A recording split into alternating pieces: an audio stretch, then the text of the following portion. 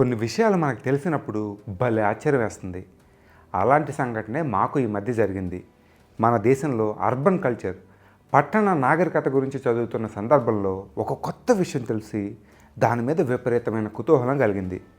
అదేంటంటే మన దేశంలో, ఈ ప్రపంచంలో ఆ మాటకొస్తే ఈ భూమి మీద కట్టిన మొదటి దేవాలయాల్లో గొళ్ళలో ఒకానొకటి మన తెలుగు రాష్ట్రంలోనే ఉంది అని.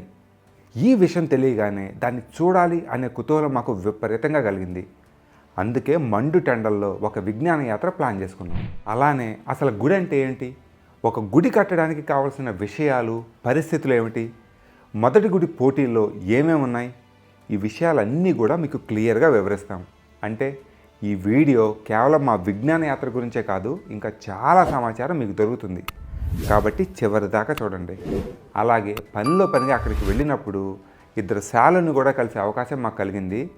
వాళ్ళను కూడా మీకు చూపిస్తాం. ముందుకెళ్ళబోయే ముందు ఈ వీడియోని 3 సార్లు హైప్ చేయండి. అది మాకు, మీకు, ఈ ఛానల్కి బాగా ఉపయోగపడుతుంది. అసలు మొదటి గుడి ఏంటో చర్చించే ముందు దేవాలయం, గుడి అని దేన్ని పిలుస్తారో దానికి ఉండే లక్షణాలేంటో మనకు కావాలి. అది లేదనుకోండి, ఆఫ్రికాలో ఉండే ఒక తెగ చెట్టును పూజిస్తే దాన్ని గుడి అని పిలవచ్చు. ఈజిప్ట్ ఓల్డ్ కింగ్డమ్ కాలంలో కట్టిన ఇంకో నిర్మాణాన్ని కూడా మనం గుడిగా భావించవచ్చు.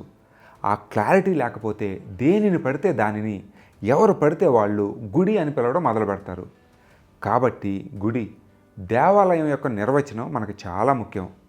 కాకపోతే ఈ టాపిక్లోని సంక్లిష్టతల మూలంగా ఒక గుడికి ఖచ్చితమైన శాస్త్రీయ నిర్వచనం ఏమీ అందుబాటులో లేదు. ఒకవేళ ఉన్నా ఎంత వెతికినా మాకు దొరకలేదు. చరిత్రకారుడు యాడమ్ హార్డీతో పాటు దేవాలయాల మీద పరిశోధనలు జరిపిన మరికొందరిని అధ్యయనం చేసి మేము 3 క్రైటీరియాలు, లక్షణాలను ఫిల్టర్ చేశాం. మొదటిది హిందూ పురాణాల్లో, గ్రంథాల్లో, శాస్త్రాల్లో ఉదహరించిన మూర్తి నమూనా. ఆ నమూనా విగ్రహం కావచ్చు, లింగం కావచ్చు, గుర్తు కావచ్చు, సమాధి కావచ్చు, రాయి కావచ్చు, లేదా కేరళలోని కదంబుజ గుడిలాగా ఒక రంధ్రమైనా కావచ్చు. రూపం ఎలా ఉన్నా కానీ ఆ మూర్తికి, హిందూ గ్రంథాల్లో ఉన్న పాత్రలకి ఖచ్చితమైన సంబంధం ఉండాలి. గ్రంథాల్లో ఆ దేవుని ప్రస్తావన, మిగతా దేవతలతో కనెక్షన్, సంబంధం కూడా ఉండాలి. ఏ గ్రంథంలో ఉదాహరించని, ఏ దేవునితో సంబంధం లేని ఒక సింగిల్ ఐడెంటిటీని హిందూ దేవునిలా భావించడం చాలా వరకు తప్పే అవుతుంది. 2, గర్భగుడి లేదా గర్భగృహ. ఒక గుడికి మూర్తి ఎంత ముఖ్యమో గర్భగుడి అనేది కూడా అంతే ముఖ్యం. మొత్తం గుడిలోనే పవిత్రమైన ప్రదేశం ఇది. కాబట్టి ఒక భవనాన్ని గుడి అని పిలవాలంటే ఇది ఖచ్చితంగా ఉండాల్సిందే.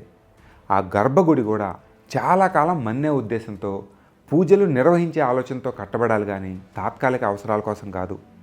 ఉదాహరణకి వినాయక చవితికి పెట్టే గణేష్ మండపాలు దేవాలయాల పరిధిలోకి రావు. ఇవి ఒక అవసరం కోసం నిర్మించి అది తీరగానే తీసి అవతల పారేసేవి. చివరగా దాని గోడల మీద కానీ, చుట్టూ ఉన్న నిర్మాణాల మీద కానీ పురాణాల చరిత్ర, హిందూ దేవుళ్ళ కార్యకలాపాలు చెక్కి ఉండాలి. ఆ గుడిలో పూజలు చేయడానికి ఏదో ఒక మాన్యం దానికి దానం చేసి ఉండాలి. అది లేకపోతే నిరంతరం పూజలు జరిగే అవకాశం ఉండదు.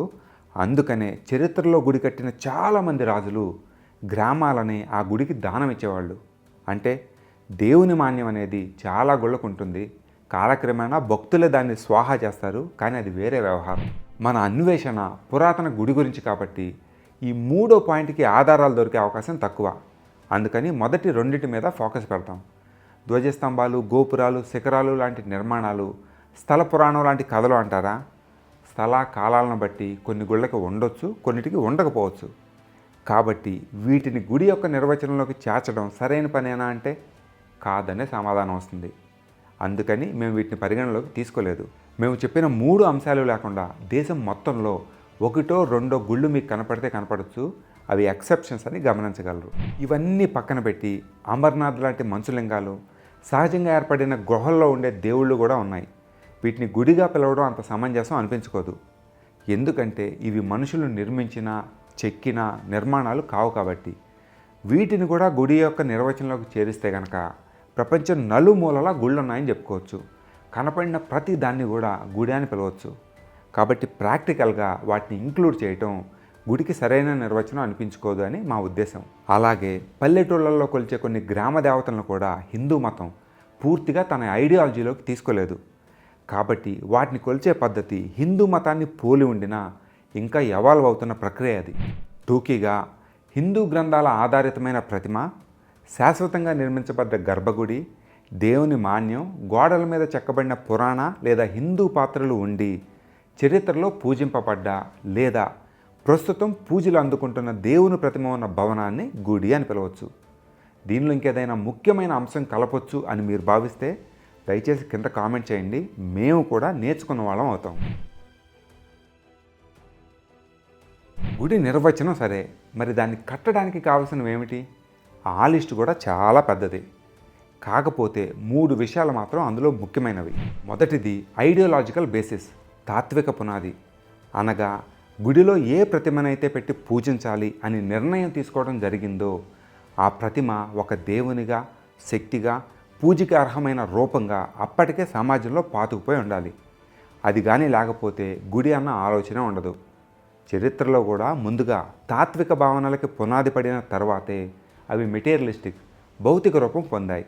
అంటే అందరి ఊహల్లో గుడి కట్టబడాల్సిన దేవుడు అనే ఆలోచన వచ్చాకే గుడి కడదాం అన్న ఆలోచన కూడా వస్తుంది.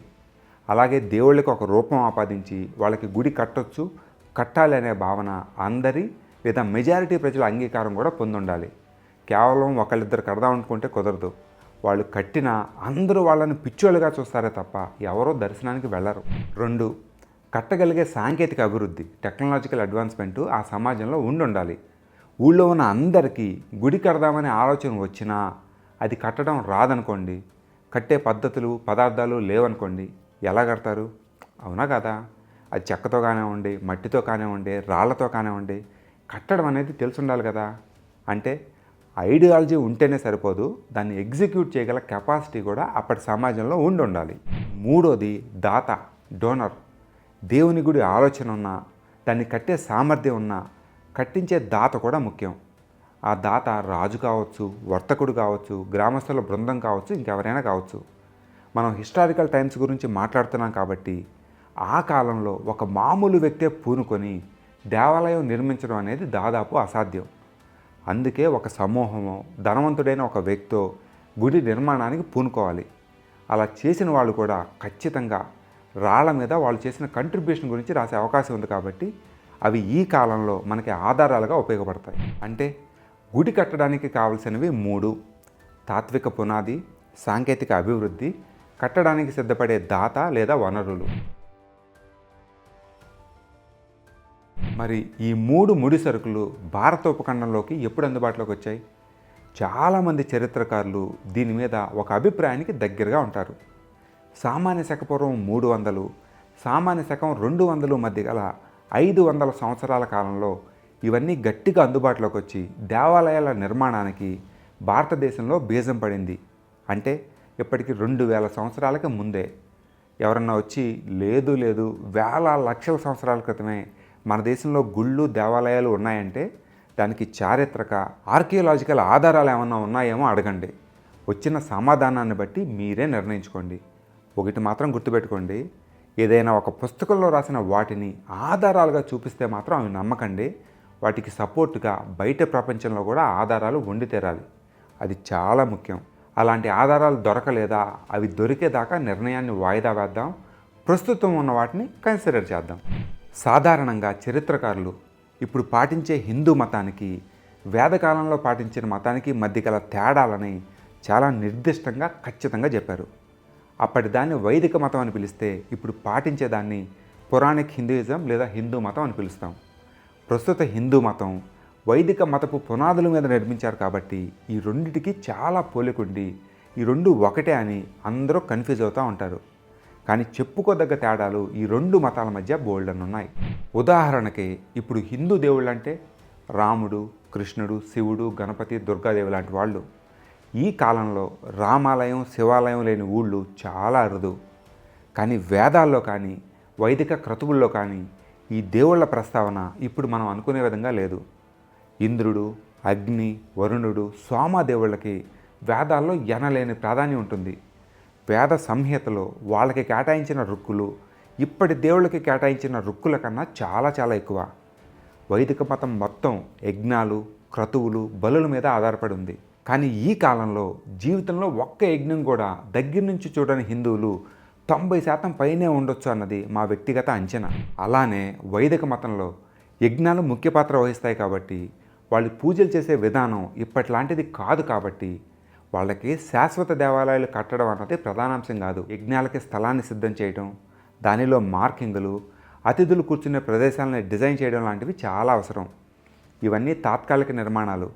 వీటి అవసరాల మేర ఆ దిశగా చాలా ముందడుగులు కూడా వేశారు. అందుకనే ఉపఖండంలో ఆ కాలంలో రేఖాగణితం, జియోమెట్రీ బాగా అభివృద్ధి చెందింది.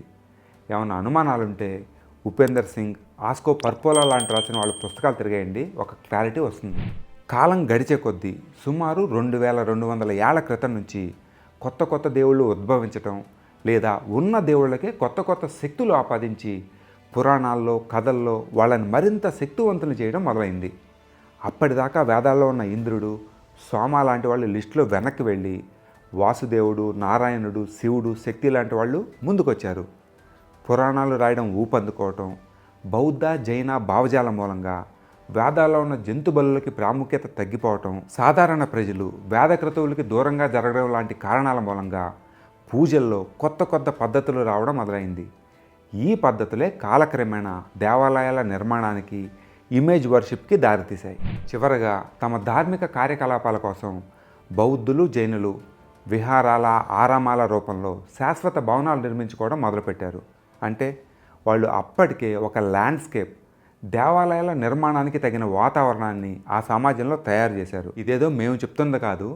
హిందూ దేవాలయాల మీద గొప్ప గొప్ప పరిశోధనలు చేసిన Stella Kramrisch the earliest structural sanctuaries of Hindus appear after the great age of Buddhist monuments అన్నారు. అలానే ఏఎల్ భాషన్ లాంటి గొప్ప చరిత్రకారుడు the earliest surviving stone buildings in India are Buddhist అని అంటే George Michell Hindu temple architecture emerges in a landscape already dominated by Buddhist and Jain establishments అంటాడు. టూకీగా చెప్పాలంటే దేవాలయాల నిర్మాణానికి అవసరమైన తాత్విక పునాది వేదకాలంలో లేదు కాబట్టి అప్పటికి గుళ్ళ నిర్మాణం మొదలు కాలేదు. ఆ పునాది పడింది సుమారు 2000 ఏళ్ల క్రితం.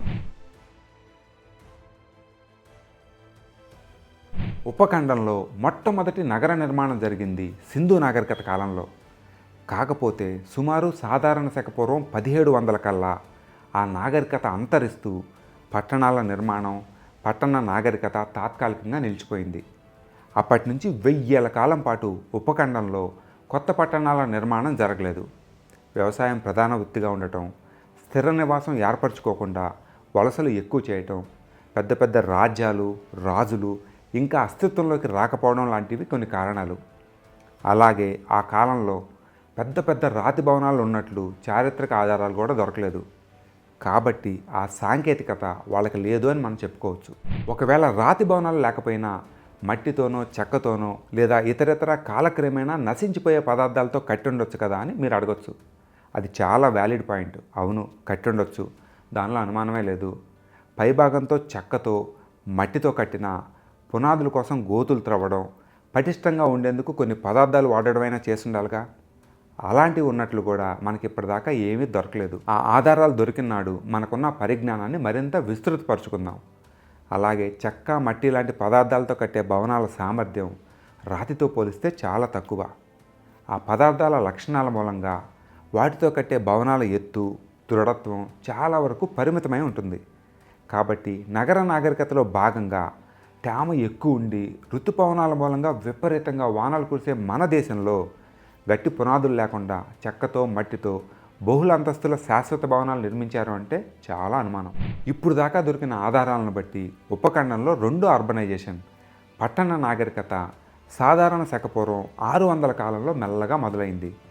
మహాజనపదాలు పెద్దవి అవడం, వాటి అధిపతుల లేదా రాజుల వద్ద సర్ప్లస్ మనీ, మిగులు సంపద పోగుపడడంతో మెల్లగా నగర భవనాల నిర్మాణం మొదలైంది. క్రాఫ్ట్ స్పెషలైజేషన్ అభివృద్ధి చెంది వీటికి కావాల్సిన సాంకేతికతని డెవలప్ చేసుకోవడం మొదలుపెట్టారు. అలా మొదలైన నగరాల నిర్మాణం మౌర్యుల సమయానికల్లా అంటే సామాన్య శకపూర్వం 2వ శతాబ్దానికి ఉచ్చస్థితికి చేరుకుంది. అంటే ఏ సమయానికైతే పురాణిక్ హిందూయిజం తయారవుతుందో అదే సమయానికి నగరాల, భవనాల నిర్మాణం ఊపందుకొని దేవాలయాలు కట్టగల సాంకేతిక నిపుణత వాళ్ళ దగ్గరికి అందుబాటులోకి వచ్చింది. దానికి తోడు craft specialisation, stone architecture, organised religion, stable settlement లాంటివి మౌర్యుల సమయానికి ఉపఖండంలో రూపుదిద్దుకున్నాయి. అంటే అగైన్ సుమారు 2200 ఏళ్లకు ముందే. సరే, గుడి కట్టడానికి కావాల్సిన సిద్ధాంతాలు రూపుదిద్దుకున్నాయి, సాంకేతికత అందుబాటులోకి వచ్చింది. ఇక మిగిలింది గుడి కట్టే దాత మాత్రమే.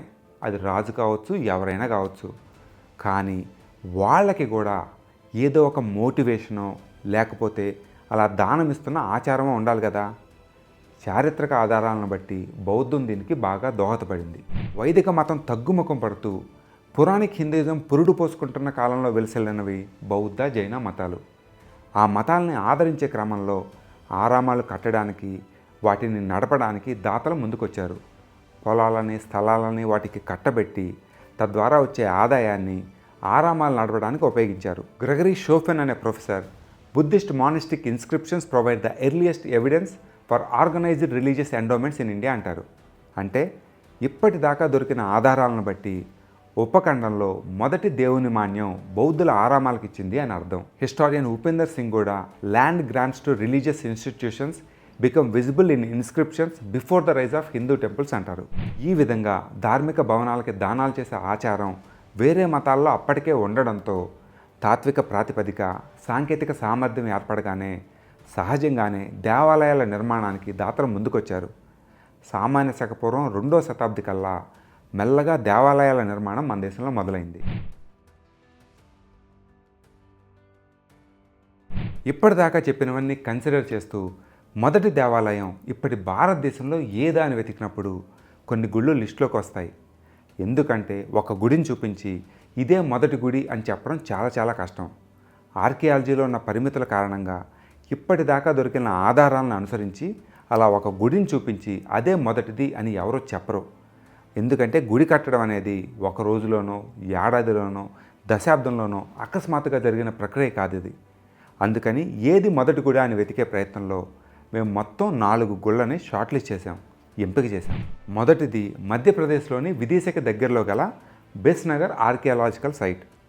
రెండోది రాజస్థాన్లోని నగర్ దగ్గర గల మరో ఆర్కియాలజికల్ సైట్.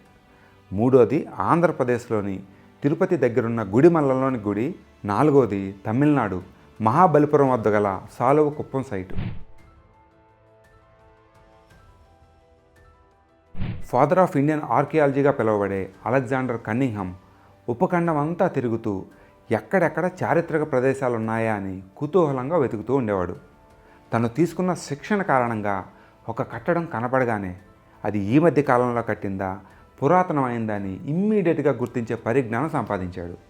తన అన్వేషణలో భాగంగా 1877వ సంవత్సరంలో విదేశ చుట్టుపక్కల ప్రాంతాల్లో తిరుగుతున్నప్పుడు బెస్నగర్ అనే గ్రామంలో పసుపు కుంకుమ బాగా దట్టించి స్థానికులు పూజలు చేస్తున్న ఒక స్తంభాన్ని గమనించాడు. దాని పక్కనే పెద్ద మట్టి కుప్ప ఉండి ఆ కుప్ప మీద పూజారి తన ఇంటిని నిర్మించుకున్నాడు. మొత్తం పసుపు కుంకుమతో కప్పేసినా కూడా ఆ స్తంభపు పై భాగాన్ని చూసిన కన్నింగ్హామ్ దానికి గల చారిత్రక ప్రాముఖ్యతని వెంటనే గుర్తించాడు. అందుకే దాన్ని the most curious and novel of all my discoveries అన్నాడంట. అంటే నేను ఇప్పటిదాకా కనిపెట్టిన వాటిలో అత్యంత కుతూహలమైన కొత్తదైన కట్టడం ఇది అని. అలాగే ఆ కప్పేసిన పసుపు కుంకుమ కింద కూడా ఏదో ఒక శాసనం, ఇన్స్క్రిప్షన్ ఉండే అవకాశం ఉంటుంది అని ఆయన ఊహించాడు. ఇది జరిగిన సుమారు 30 ఏళ్ల తర్వాత Indian British archaeological team HH lake అనే ఆర్కియాలజిస్ట్ నేతృత్వంలో అక్కడ పరిశోధనలు ప్రారంభించారు.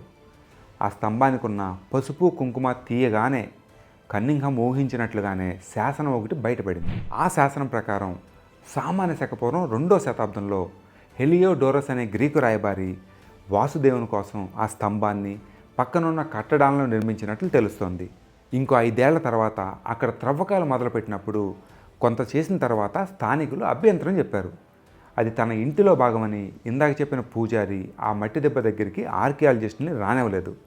అందుకని పనులు తాత్కాలికంగా నిలిచిపోయాయి.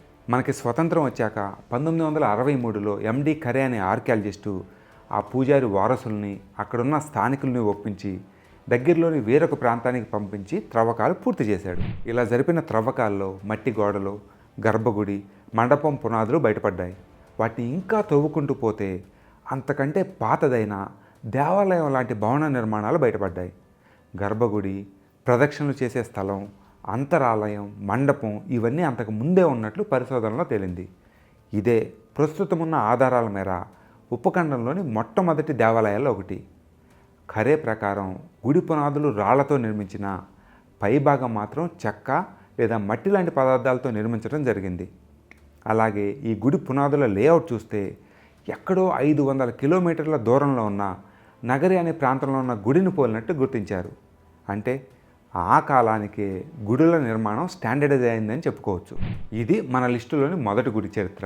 ఎంత విచిత్రంగా ఉంది.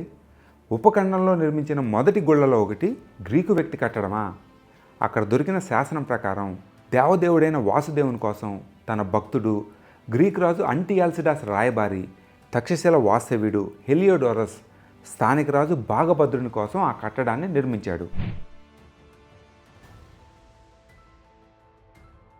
1872 సంవత్సరంలో అలెగ్జాండర్ కన్నింగ్హమ్ అసిస్టెంట్ అయిన ఏసిఎల్ క్యార్లిల్ రాజస్థాన్లోని చిత్తూరు దగ్గరలో గల నగరీ ప్రాంతంలో పురాతన కట్టడాలు ఉన్నట్లు గమనించాడు.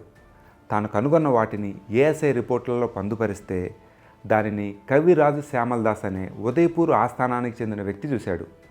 ఆయనే స్వయంగా వెళ్ళి అక్కడ త్రవ్వకాలు జరిపి ఏసియాటిక్ సొసైటీ ఆఫ్ బెంగాల్ జర్నల్లో ప్రచురించగా ఇక్కడున్న గుడి వెలుగులోకి వచ్చింది. వాసుదేవునితో పాటు తన అన్న అయిన సంకర్షుడు అంటే బలరాముడిని పూజించడం కోసం ఈ గుడిని కట్టినట్లు తెలుస్తోంది. దాదాపు ఎకరానికి పైగా విస్తీర్ణంలో ఈ కట్టడాలు ఉన్నాయి. ఇక్కడ దొరికిన ఆధారాలను బట్టి సామాన్య శక పూర్వం 2వ శతాబ్దిలో స్థానిక రాజైన గజాయన సర్వతతుడు ఈ గుడిని నిర్మించాడని అర్థమవుతోంది. ఇంతేకాకుండా ఆ ప్రాంతంలో దొరికిన 2 శాసనాల ప్రకారం ఇక్కడ అశ్వమేధ యాగంతో పాటు అనేక వైదిక క్రతువులు నిర్వహించేవారని కూడా అర్థమవుతుంది. అంటే వైదిక మతం మెల్లగా హిందూ మతంగా మారుతున్న కాలం అది. ఆ తర్వాత కాలంలో సామాన్య శకం 4-5 శతాబ్దాలలో అంటే గుప్తుల కాలంలో ఇక్కడ విష్ణు గుడి కూడా కట్టారు. చరిత్రకారులు సుసాన్ మిశ్రా, హిమాన్షు రే, ఎండి ఖరే లాంటి వాళ్ళు ఇంతకు ముందు చెప్పిన బెస్నగర్ గుడితో పాటు నగరిలో బయటపడిన ఈ నిర్మాణాన్ని కూడా ఉపఖండంలో కనుగొన్న అత్యంత పురాతన దేవాలయాల జాబితాలో చేరుస్తారు. కాకపోతే శిథిలాలు దాదాపు జీర్ణం అవడం, సూపర్ స్ట్రక్చర్, పైభాగానికి సంబంధించిన ఆధారాలు పూర్తిగా దొరకకపోవడంతో ఇది నిజంగా పురాతన ఆలయమేనా అని కొంతమంది సందేహం వ్యక్తం చేస్తున్నారు. అయినా కానీ మన దేశంలో నిర్మించిన మొదటి గుడుల జాబితాలో ఈ నగరి కట్టడం కూడా ఖచ్చితంగా ఉంటుంది. ఇక మూడోది ఆంధ్రప్రదేశ్లోని తిరుపతి దగ్గర గల గుడిమల్లలోని పరశురామేశ్వర గుడి. ఇంతకు ముందు చెప్పిన 2 దేవాలయాలు శిథిలమైపోతే ఇది మాత్రం ఇప్పటికీ నిలిచే ఉంది. మన తెలుగు రాష్ట్రంలోనే ఇది ఉండేసరికి ఉండబట్టలేక ఆ విశేషం చూడటానికి బయలుదేరాం. గుడిమల్లం విషయాలు మాత్రం మీకు అక్కడి నుంచే వివరిస్తాం, పదండి.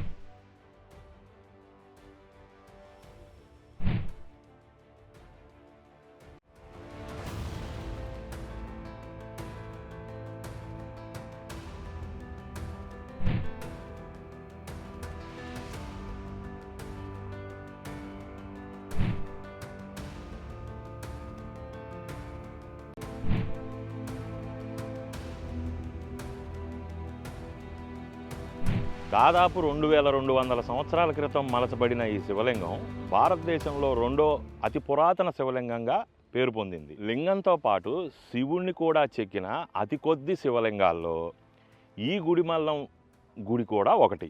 అంతేకాదు ఈ చుట్టుపక్కల పల్లవుల, యాదవుల, బాణుల, చోళుల శాసనాలు కూడా దొరికేవి. అంటే ఈ గుడికి మధ్యయుగాల కాలంలోనే చాలా ప్రాముఖ్యత ఉందని మనకు అర్థమవుతుంది. ప్రస్తుతం మనకు కనిపిస్తున్న ఈ గుడి నిర్మాణం 12వ శతాబ్దంలో విక్రమ చోళుడి చీఫ్ అయిన నరణదేవన్ కట్టించాడని చరిత్రక ఆధారాలు చెప్తున్నాయి. ఎప్పటి నుంచో పూజలు అందుకుంటున్న ఈ లింగాన్ని టిఏ గోపీనాథరావు అనే ఆర్కియాలజిస్టు 1911లో ఇండియన్ యాంటిక్వేరీ జనరల్లో ప్రచురించాడు. ఇక్కడ జరిపిన తవ్వకాలలో శాతవాహన కాలంలో నాటి ఇటుకలు, కొండ పెంకులు బయటపడటంతో ఈ స్థలానికి 2200 సంవత్సరాలకు పైగా చరిత్ర ఉందని తేల్చారు. చరిత్రకారుల అభిప్రాయం ప్రకారం సామాన్య శక పూర్వం 2వ శతాబ్దంలోనే చెక్కబడిన ఏకైక బ్రాహ్మణికల్ విగ్రహం ఇది. ఇంకొక ఇంట్రెస్టింగ్ అంశం ఏంటంటే గుడి మల్లం. ఈ పేరుకి ఉన్న ప్రాధాన్యత ఏంటంటే ఈ గుడి సాధారణంగా ప్రాకారం కన్నా లోపలికి ఉంటుంది, అంటే పల్లంలోకి ఉంటుంది. సో ఆ పల్లం కాస్త మల్లం అయ్యి గుడి మల్లం అనే పేరు ప్రఖ్యాతిగాంచిందని అభిప్రాయపడుతున్నారు.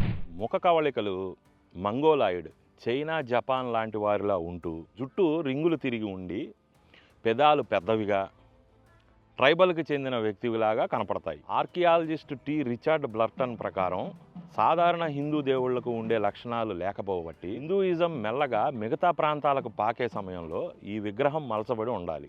సాధారణంగా మనం ఎక్కడ గుడికి వెళ్ళినా అక్కడ పరిశీలిస్తే గుడి గర్భగుడి మొత్తం చతురస్రాకారంలో కానీ దీర్ఘ చతురస్రాకారంలో కానీ ఉంటుంది. కానీ ఈ గుడి ఎప్సైడల్ షేప్ లో ఉంటుంది. అంటే అర్ధచంద్రాకారం షేప్ లో గర్భగుడి నిర్మాణం జరిగింది. ఇలాంటిది చాలా అరుదుగా కనబడే అంశం మనకి. ఈ గుడి దర్శనానికి మేము వెళ్ళినప్పుడు అక్కడ లోపల ఉన్న పంతులు గారు చెప్పిన దాని ప్రకారం ఏంటంటే, కింద ఉన్నది బ్రహ్మదేవుడు, పైన ఉన్నది పరశురాముడు, దానిపైన ఉన్నది శివలింగం అన్నట్టుగా చెప్పుకొచ్చారు. బట్ కాకపోతే ఇక్కడ చరిత్రకారులు, ఆర్కియాలజీ వాళ్ళ అధ్యయనాల ప్రకారం కింద ఉన్నది యక్షుడు, పైన ఉన్నది శివుడు. ఆ మొత్తం శివలింగం మీద చెక్కబడింది అనేది ఆర్కియాలజీ వాళ్ళు చెప్తున్న అంశం. కాబట్టి ఈ అంశాన్ని కూడా మీరు దృష్టిలో ఉంచుకోవాల్సిన అవసరం ఉంది. అంతేకాదండి, చరిత్రకారుడు జేసి హార్లే ప్రకారం this is the only structure of any importance to survive from ancient South India prior to the Pallava dynasty. అంటే దక్షిణ భారతదేశంలో పల్లవులు 7వ శతాబ్దంలో కట్టిన విగ్రహాల కంటే ముందే ఈ విగ్రహాలు చెక్కబడ్డాయని చెప్పి తెలుస్తుంది. ఆయన అభిప్రాయం ప్రకారం మనకు అర్థమవుతుంది. దీని చుట్టుపక్కల 100 మైళ్ళ వరకు, ఆ మాటకు వస్తే దక్షిణ భారతదేశంలోనే ఇలాంటి విగ్రహాన్ని పోలిన మరో విగ్రహం లేదనేది ఆయన అభిప్రాయం. ఈ గుడి మీద, ఇందులో చెక్కబడిన విగ్రహం మీద ఇంకా పరిశోధనలు జరుగుతూనే ఉన్నాయి. అవన్నీ ఒక కొలిక్కి వస్తేనే మనకి ఇంకా కొన్ని అంశాలు తెలిసే అవకాశం ఉంది. బట్ కాకపోతే ఇక్కడ ఉన్న విషయం ఏంటంటే, ఈ గుడిలో మహిమలు లేదా మహత్యాలు ఆపాదించి ఆ గుడిని టచ్ చేయని విధంగా, అంటే ఆర్కియాలజీ వాళ్ళకు కూడా టచ్ చేయని విధంగా మార్చేస్తే మాత్రం ఆ పరిశోధనలు కొంచెం వెనకంజ వేసే అవకాశం ఉంది. అలానే రేణుగుంట పరిసర ప్రాంతాల్లోకి వెళ్తున్నామని చెప్పగానే ఎంతో కుతూహలంతో వచ్చి మమ్మల్ని కలిసిన వెంకటేష్ గారికి, హుస్సేన్ గారికి మా కుతూహల కృతజ్ఞతలు. మీలాంటి వాళ్ళు కలుస్తూ ఉంటే మేము ఇంకా ఉత్సాహంతో మరింత బాగా పనిచేయగలమని, ఇంకా ఎక్కువ నేర్చుకోగలమని, జ్ఞానాన్ని మరింత పంచగలమని మా అభిప్రాయం. ఉరుకుల పరుగుల ఈ కాలంలో కొంత సమయం కేటాయించి మమ్మల్ని కలవడం మా కుతూహలశాల బృందానికి చాలా ఆనందాన్ని ఇచ్చింది. మీకు మా ధన్యవాదాలు. 2004లో వచ్చిన సునామీ చాలామందికి గుర్తుండే ఉంటుంది. దాదాపు 2 లక్షల మంది ప్రాణాలు తీసేసిన ఈ సునామీ మూలంగా ఆర్కియాలజిస్టులకి అప్పటిదాకా తెలియని కొన్ని కొత్త విషయాలు తెలిసాయి. ఉదాహరణకి సునామీ తర్వాత అప్పటిదాకా ఎవరి కంటాపడని ఒక కొత్త శాసనం బయటపడింది. ఆ శాసనంలో ఈరోజు సాలు కుప్పంగా పిలువబడే గ్రామం దగ్గరలో ఒక మురుగన్ కుమారస్వామి గుడి ఉన్నట్లుంది. కుతూహలంతో ఆర్కియాలజిస్టుల బృందం అక్కడ ఉన్న ఒక మట్టి దిబ్బ మీద త్రవ్వకాలు జరిగితే 8వ శతాబ్దం నాటి గుడి బయటపడింది. మొదట్లో ఇదే తమిళనాడులో ఉన్న అత్యంత ప్రాచీన మురుగన్ గుడి అని భావించారు. కానీ ఇంకాస్త త్రవ్వకాలు జరిపిన తర్వాత తెలిసిందేంటంటే, మొదట బయటపడిన గుడిని కూడా ఇంకో పాత గుడి పునాదుల మీద నిర్మించారు అని. అవాక్కయ్యారు. ఆ పాత గుడిని ఇటుకలతో నిర్మించి ఇసుక పోసి పైన గ్రానైట్ వేసినట్టు గుర్తించారు. అంతేకాకుండా మిగతా గుళ్ళలా కాకుండా ఆ పాత గర్భగుడి ముఖద్వారం ఉత్తరం వైపుగా ఉంది. దీన్ని బట్టి ఇది శిల్పశాస్త్ర, ఆగమ శాస్త్ర లాంటి గ్రంథాలు రాయబడిన కాలం కంటే ముందే నిర్మించారు అని అర్థమవుతుంది. ఎందుకంటే ఆ గ్రంథాల ప్రకారం గర్భగుడి ముఖద్వారం తూర్పుగా లేదా పశ్చిమంగా ఉండాలి. అవి రాసింది సుమారు సామాన్య శకం 7వ శతాబ్దిలో కాబట్టి ఈ గుడి ముందే కట్టి ఉండాలి అని అర్థమైంది. చివరిగా తెలియంది ఏంటంటే, సుమారు 2200 ఏళ్ల క్రితం సంగమ యుగంలో, అంటే సామాన్య శకపూర్వం 3వ శతాబ్దిలో అక్కడ గుడి ఉండేదని, ఆ తర్వాత తుఫాను కానీ సునామీ కానీ వచ్చి అది కూలిపోతే దాని పునాదుల మీద పల్లవులు 8వ శతాబ్దంలో మరో గుడిని కట్టారు అని. దాన్ని కూడా 13వ శతాబ్దంలో వచ్చిన మరొక సునామీ ధ్వంసం చేయడం వల్ల, ముంచేయడం వల్ల అక్కడ పూజలు ఆపేశారు అని. మీకు ఇంకొన్ని ఇంట్రెస్టింగ్ విషయాలు చెప్పమా? 2004లో వచ్చిన సునామీలో చాలా ఇల్లు శిథిలమైన అత్యంత పురాతనమైన ఈ గుడి ఇటుకలు మాత్రం చెక్కు చెదరలేదు. దానికి కారణం దట్టంగా పెట్టి ఇంటర్లాకింగ్ విధానంలో వీటిని కట్టడం మూలంగా. అలాగే మురుగన్ ఆయుధమైన శూలాన్ని రాతితో తయారు చేసి 2000 ఏళ్ల క్రితం ఎలా నిలబెట్టారో, ఎన్ని తుఫాన్లు వచ్చినా, సునామీలు వచ్చినా, 30 అడుగుల ఎత్తులో అలలు వచ్చినా ఇప్పటికీ ఇలానే అక్కడ నిలబడి ఉంది. ఇక్కడ దొరికిన ఒక ఇన్స్క్రిప్షన్ పురాతన తమిళ గ్రంథాలిపిలో ఉండటం మూలంగా తమిళ భాష ఎలా పరిణామం చెందిందో భాషావేత్తలు అధ్యయనం చేయగలిగారు. చివరగా దీనికి దగ్గరలో ఉన్న పులి గుహను చూడటానికి ఏడాదికి కొన్ని లక్షల మంది ఈ గుడి ఉన్న ప్రాంతం మీదుగానే వెళ్తున్నా ఎవరూ దీన్ని గమనించలేదు. ఇది ఈ మధ్యకాలంలో బయటపడిన ఒకానొక ప్రాచీన గుడి కథ. తత్వశాస్త్రంలో కన్ఫర్మేషన్ బయాస్ అనే ఒక కాన్సెప్ట్ ఉంది. దీని అర్థం ఏంటంటే, మనం ఏదన్నా ఒక విషయాన్ని నమ్మితే కనుక దానికి అనుకూలంగా ఉండే ఆధారాలు పెద్దవిగా, ముఖ్యమైనవిగా కనపడుతూ, ప్రతికూలంగా వ్యతిరేకంగా ఉండే ఆధారాలు మాత్రం చాలా చిన్నవిగా, అంత ప్రాముఖ్యం లేని వాటిలా కనపడటమో, కనపడినా మనం పూర్తిగా విస్మరించడమో జరుగుతుంది అని. అంటే ఒకదాన్ని నమ్మడం మొదలు పెట్టగానే మనకు కనిపించేవన్నీ కూడా దానిని సమర్థించేవిగానే ఉంటాయి తప్ప ప్రతికూలంగా కనపడవు, మనకు అనిపించవు. అందుకనే ఏదైనా కొత్త వ్యాపారం మొదలు పెడదాం అనుకునే వాళ్ళలో ఆ వ్యాపారంలో అన్ని మంచి విషయాలే కనపడి వాళ్ళు పప్పులో కాలేస్తూ ఉంటారు. మనలో ఉన్న కుతూహలం పెరగాలంటే ఈ బయాస్ గురించిన అవగాహన పెంచుకొని మనకి దొరికే ఆధారాలను బట్టి అభిప్రాయాలు, ఆలోచనలను మార్చుకుంటూ ఉండాలి. ఇంకో విషయం, అలా మార్చుకోవటం క్రైమ్, నేరం ఏమీ కాదు.